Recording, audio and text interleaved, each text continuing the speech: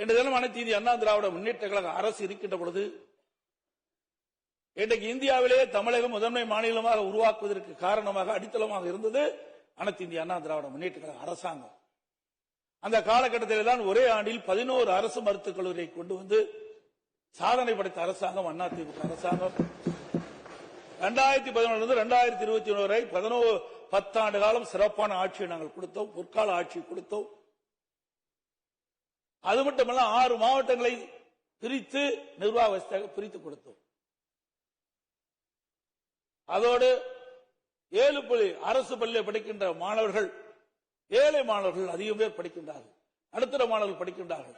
அவருடைய கனவு மருத்துவர் ஆக வேண்டும் என்று அந்த அடிப்படையிலே இன்றைக்கு ஏழை மாணவர்களும் மருத்துவர் ஆக வேண்டும் என்ற கனவை நிறைவேற்றுகின்ற விதமாக 7.5% உள் இடஒதுக்கீடை கொண்டு வந்து நிறைவேற்றப்பட்டு அதை நடைமுறைப்படுத்தி காட்டியது அனைத்து இந்திய அண்ணா திராவிட முன்னேற்ற கழக அரசாங்கம்.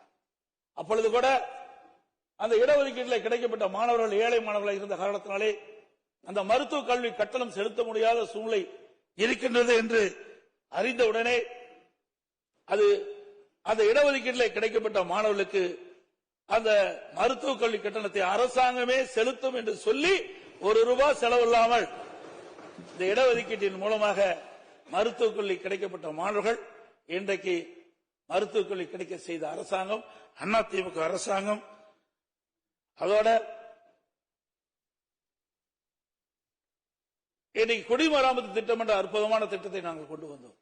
ஏரிகள், குளங்கள், குட்டைகள் அனைத்தும் பல ஆண்டுகளாக தூர்வாராமல் இருந்தது, அணைகள் தூர்வாராமல் இருந்தது. இன்றைக்கு 83 ஆண்டு காலம் நாங்கள் அறிவிக்கின்ற பொழுது மேட்டூர் அணை 83 ஆண்டு காலம் தூர்வாராமல் இருந்தது. ஆகையால் தூர்வாரப்பட்டு வருகிற நீர் அதிகமாக சேமிக்கக்கூடிய சூழ்நிலை உருவாக்கணும்.